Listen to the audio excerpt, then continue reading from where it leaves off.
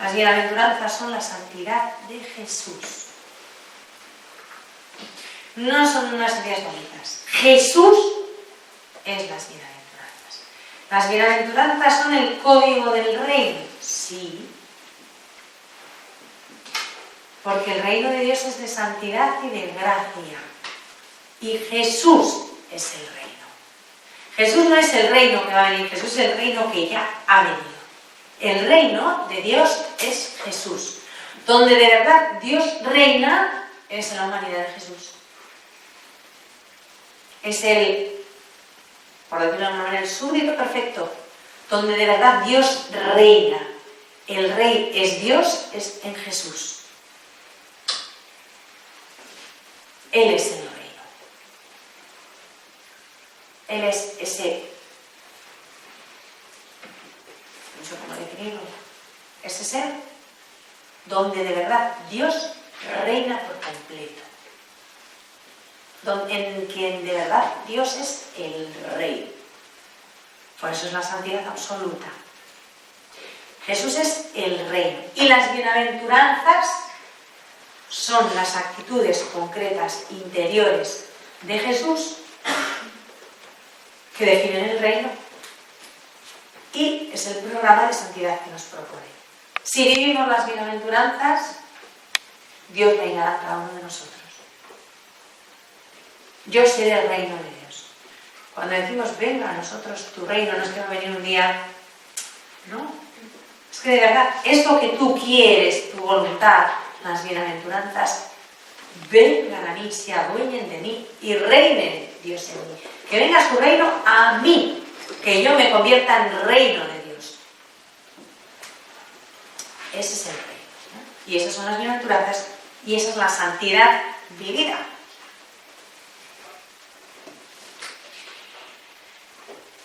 Jesús enseña lo que hace. Por eso puede decir, aprended de mí, que soy manso y humilde de corazón. Mateo 11:29. Y nos pide que aprendamos cosas muy concretas. Mansedumbre y humildad. Dice, ¿solo eso? No, con leche. El que es capaz de ser manso y humilde de corazón es santo.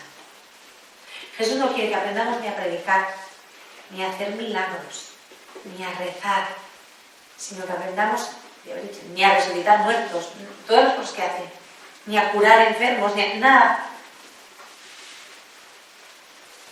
Mansedumbre y humildad. A lo mejor hubiéramos aprendido antes a curar enfermos y a resucitar muertos que la mansedumbre y la humildad. Es lo más difícil. Ser manso y humilde de corazón. Nos dice además, lo voy poniendo fácil por momentos, ¿veis? Que hay que perdonar a los enemigos. Y Él se lanza perdonando a los que lo están crucificando. Padre, perdónalos porque no saben lo que hacen. Lucas 23:34.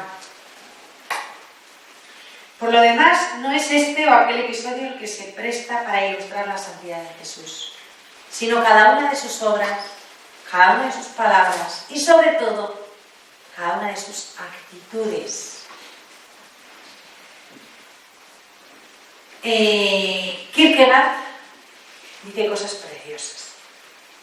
En concreto dice que Pedro dice que en su boca no se halló engaño, sino que todo en Jesús era verdad. Y es cierto, así nos lo dice Pedro. Pero es que no hubo engaño en él en nada, no solo en su boca, sino en nada. En su amor no se conoció entre la exigencia de la ley y su cumplimiento, ni siquiera la distancia de un instante, de un sentimiento, de una mera intención. No hubo nunca en Jesús nada que no fuera absolutamente verdadero, no disimuló nada jamás. No hubo ni un instante de falsedad en su vida, por eso es absolutamente santo, porque la santidad es la verdad. Cuando Jesús dice no No dijo no como uno de aquellos dos hermanos, ni tampoco dijo sí como el otro hermano que él mismo nos cuenta en el Evangelio, porque su alimento era la voluntad del Padre. Si Jesús dice sí es sí, y si dice no es no. Jesús es capaz de decir sí y hacer no, o decir no y hacer sí, pero ni siquiera un instante. En nuestra vida hay instantes de falsedad, de dudas, porque somos pecadores, está ahí, ¿no? En Jesús eso no existe nunca. Nunca. No hubo engaño en su vida, en nada, no solo en su boca, sino ni un instante de su vida tuvo engaño. Ni un solo instante. Jesucristo, esto es importantísimo, preciosísimo, conmovedor, no sé cómo ponderarlo más. Era una sola cosa con su Padre, una sola cosa con cada una de las exigencias de la ley. Amaba la ley, porque la ley era de su Padre, era la ley de Dios. De suerte que para Jesús cumplir la ley era una necesidad vital. Se moría si no la cumplía. No entendía la vida sin la ley, porque para él la ley no era la ley de Dios, es Dios. Por eso no hubo entre Jesús y la ley ni un solo instante, esto no se puede explicar, ni una brizna de una décima de segundo de desacuerdo y de distancia entre Jesús y la ley. Por eso todos esos que dicen que Jesús era un revolucionario, hincharles las narices de un puñetazo. Porque es la mentira más burda. Amaba la ley porque la ley es su Padre. La ley ha salido de las entrañas del Padre, como Él mismo ha salido en las entrañas del Padre, y Él es la ley viva.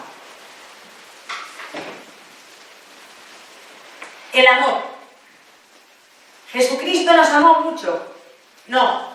¿Nos amó hasta la muerte? No. Bueno, sí, pero no.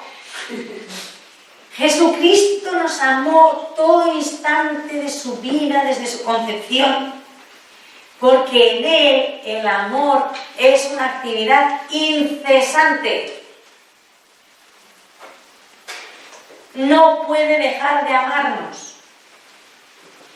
No hubo ni un solo instante, ni una décima de segundo en toda su vida en que su amor en Él fuese simplemente un sentimiento.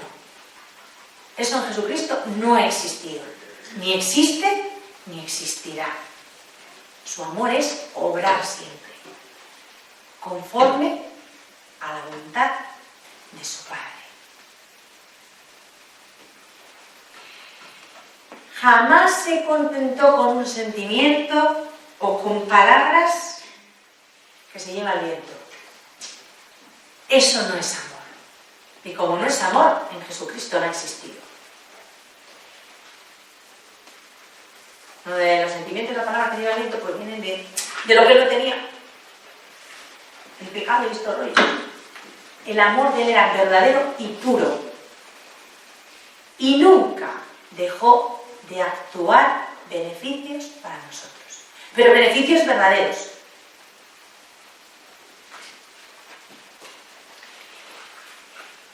Tampoco fue jamás el amor de Jesús, jamás, un simple estado del alma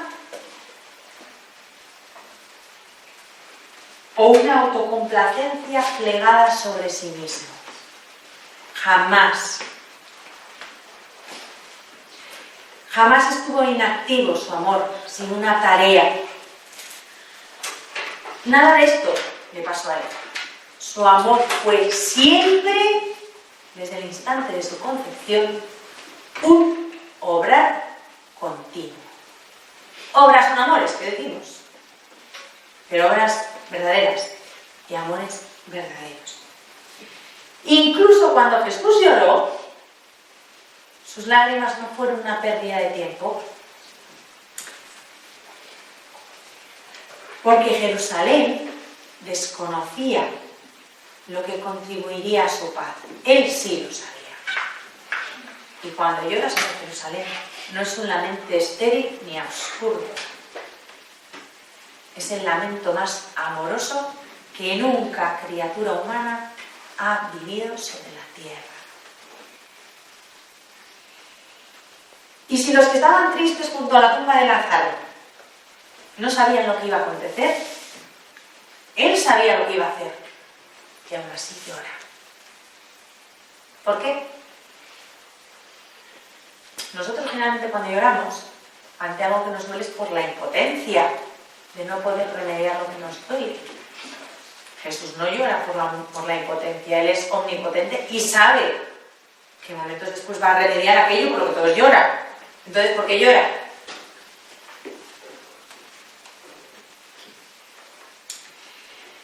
Jesús llora por la gratuidad del amor, por la verdad del amor, por un dolor auténtico que no tiene nada que ver con la impotencia.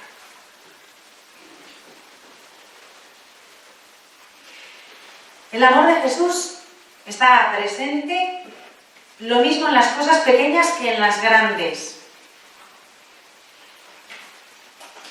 No amaba más cuando iba a sacar agua de un pozo, o sea, no amaba menos cuando iba a sacar agua de un pozo que cuando resucitaba un muerto.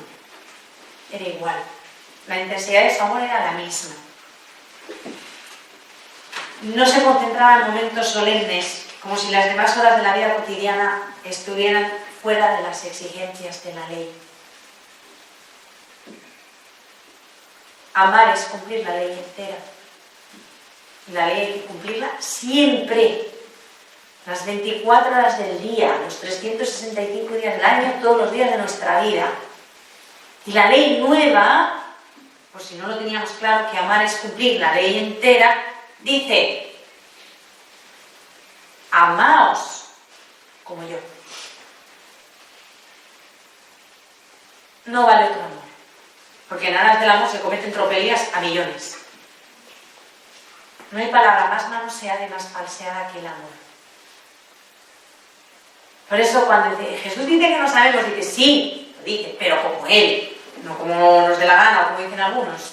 Hay que amar siempre, hasta el extremo, pero como Él. Él es el modelo. Él fue el mismo siempre, en todo momento. No fue más grande cuando murió en la cruz que cuando nació en Belén.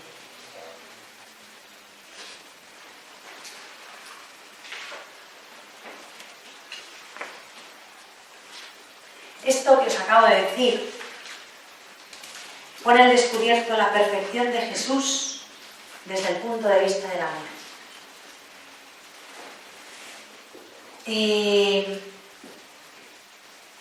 La historia de la espiritualidad cristiana ha puesto de manifiesto muchas formas distintas de santidad y de perfección.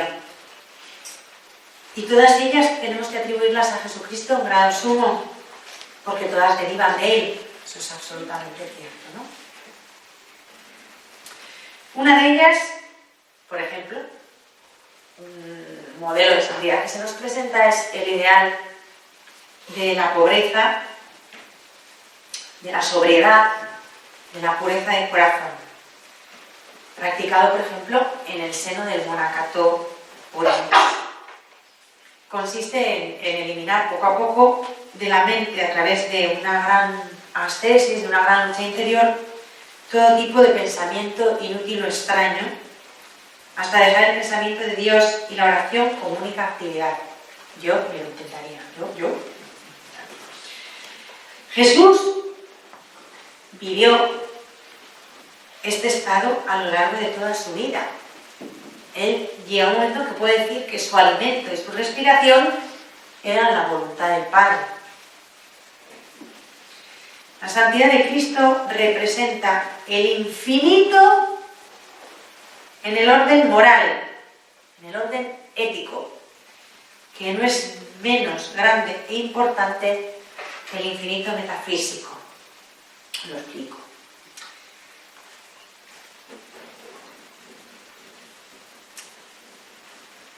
vamos a pensar primero en el infinito del orden moral. Luego no es tan difícil, son unas palabras que suenan como muy raras, pero luego se comprenden fácilmente, veréis.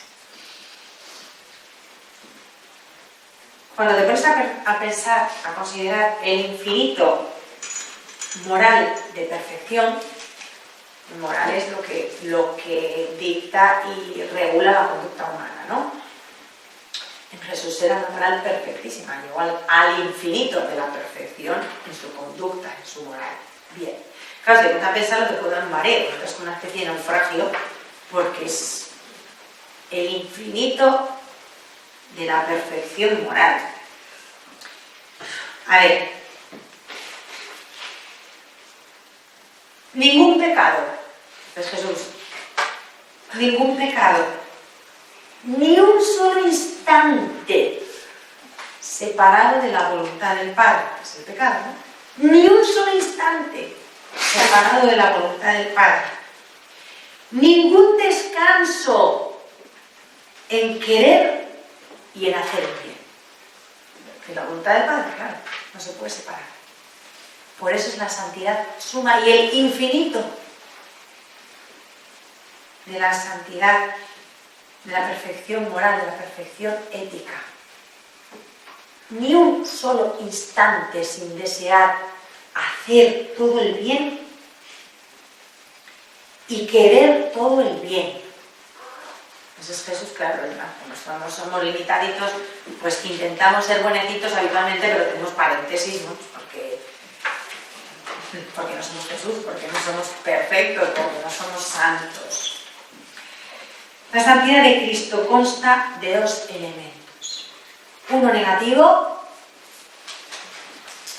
que es la carencia del pecado, y otro positivo, y esto es precioso.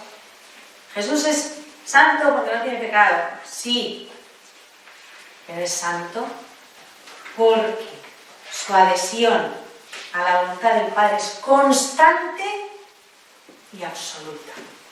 No es solo que no tiene pecado, es que está absolutamente y constantemente adherido a la voluntad del Padre.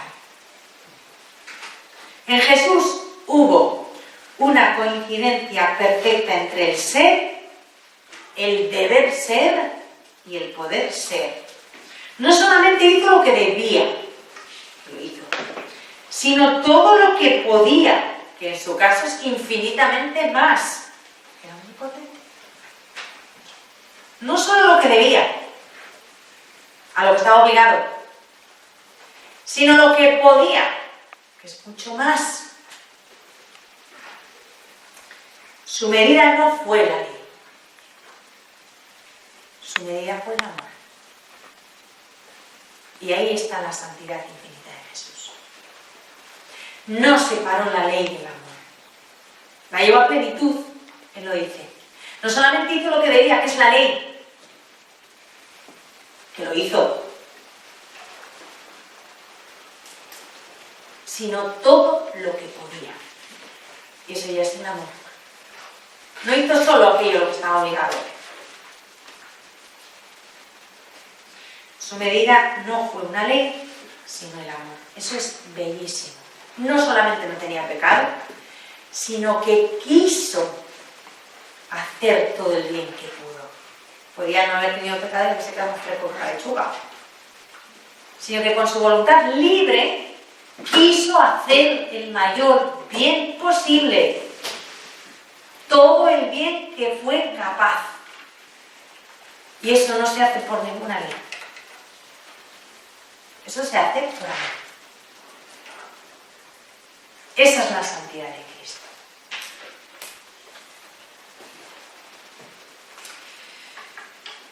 Hoy podemos además captar un aspecto nuevo de la santidad de Cristo, que en su día los padres lo vedaron por condicionamientos de la cultura de su tiempo, de la sociedad de su tiempo, y porque les preocupaba muchísimo que no se favoreciera la herejía arriana. Y con esto pues voy a contar, hubiera dado lugar a que se favoreciera la herejía arriana, entonces se cortaron ahí, ¿no?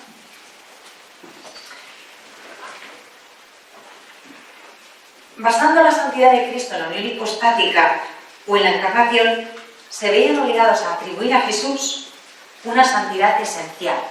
Hasta ahí todo de acuerdo. Era santo, pues porque estaba unido al verbo, la humanidad estaba unida al verbo, entonces ahí concebían pues, que tenía que ser santo, una santidad esencial, que existía en él y que en él era inmutable, eso lo admitían tranquilamente.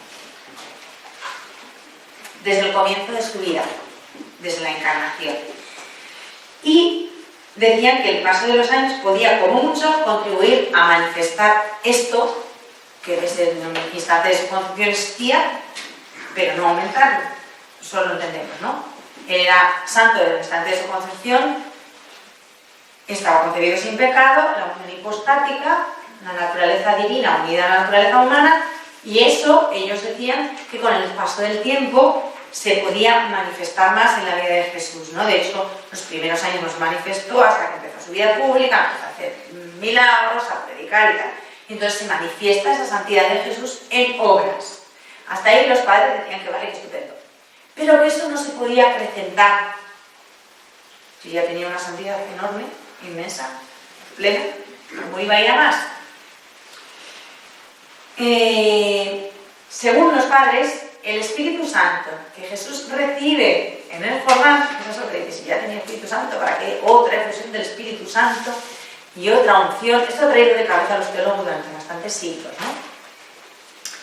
Según ellos, los santos padres decían que el Espíritu Santo en el Jordán no estaba destinado a santificar la humanidad de Cristo, sino la nuestra.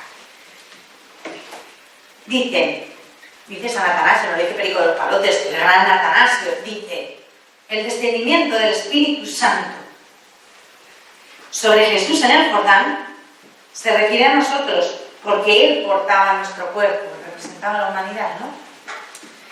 Y no ocurrió para el perfeccionamiento del verbo, ya era perfecto, sino para nuestra santificación. Esto lo cuenta San Atanasio en un sermón que escribe contra los arrianos, que los arrianos les traían en jaque, ¿eh? Lo pasaron muy mal con la herejía arriana.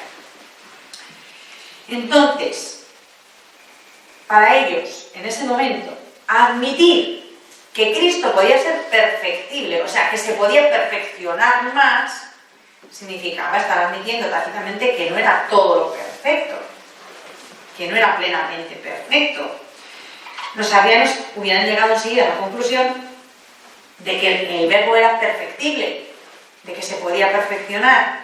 Y si era perfectible, si se podía perfeccionar, entonces es que no era Dios. Por lo cual los arrianos se hubieran frotado las manos y hubieran dicho, si ya lo decimos nosotros, que es un hombre súper guay, pero no es Dios. Que es un hombre óptimo, perfectísimo, pero no es Dios.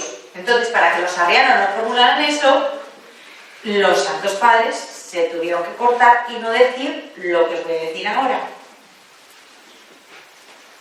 Nosotros hoy no tenemos ya arrianos. Bueno, nosotros arrianos, pero no son arrianos oficialmente.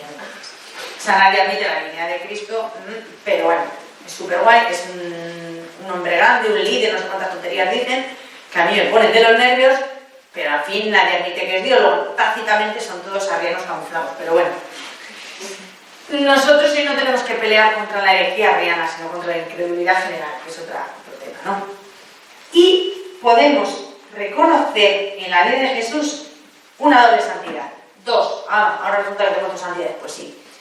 La teología moderna lo dice así. Una santidad objetiva y otra subjetiva. Objetiva, desde el seno de su madre. De índole personal. Derivada de la unión hipostática. Es decir, directamente ligada a su oficio mesiánico. El Mesías tenía que ser el santo de Dios. Y derivada de la unción de su bautismo. Hasta ahí todo controlado porque es lo que estamos diciendo hasta ahora. Y ahora la teología moderna añade una santidad subjetiva, querida por Jesús y conquistada por Jesús con el paso del tiempo, correspondiendo con suma perfección a la voluntad del Padre. O sea, igual en todo a nosotros. Hasta en eso. Hola. Yo también dije, hola, cuando...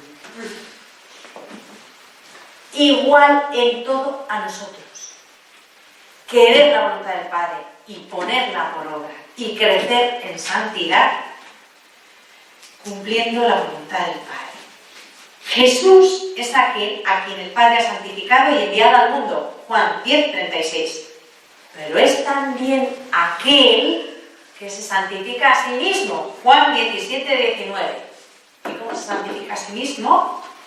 Entregándose libremente a la voluntad del Padre, como cualquiera de nosotros. Yo me santifico por ellos, anda que no lo hemos leído veces. Y de repente dices, anda, de veces que he leído yo no me había enterado, pues ya. Jesús creció en santidad, como creció en sabiduría y en gracia. Lucas 2:52.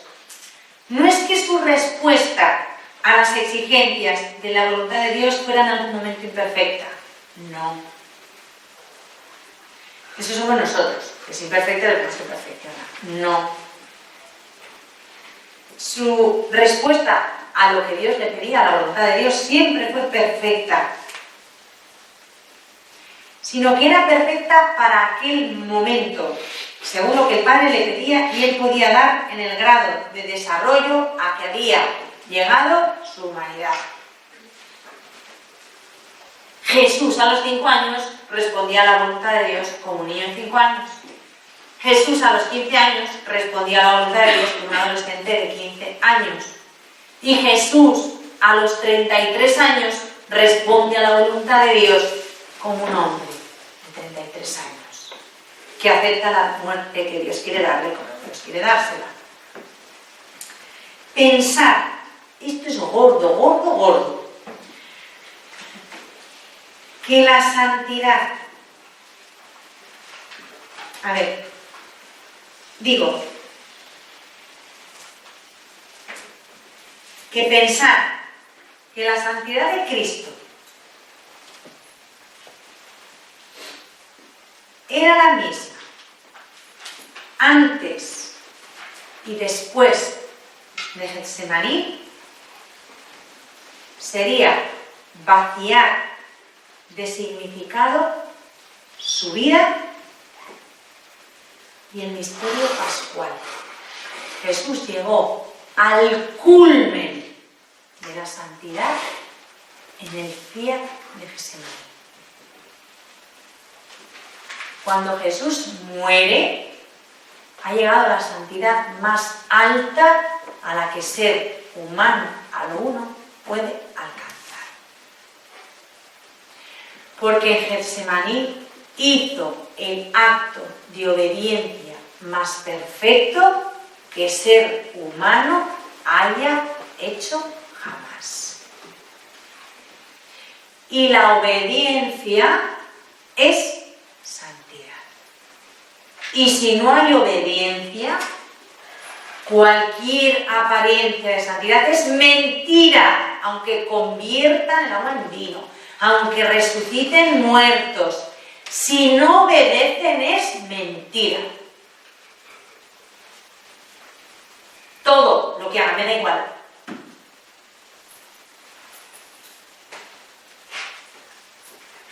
La obediencia es el punto más alto de la santidad, porque la obediencia es el punto más alto del amor.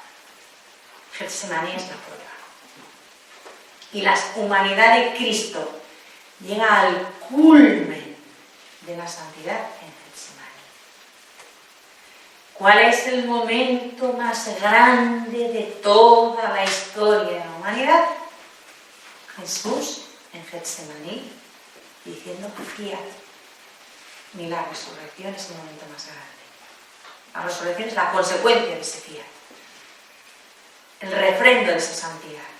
Este es mi santo, en quien me complazco, y resucita, vence a la muerte. Pero el momento más grande de la historia es cuando la voluntad humana de un hombre, dice el sí más grande a Dios.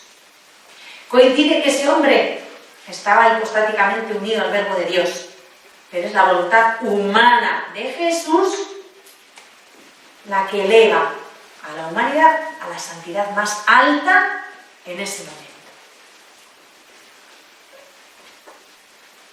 Porque el verbo no necesitaba santificarse. Jesús eleva la humanidad al grado más alto de santidad en su fiat de Getsemaní.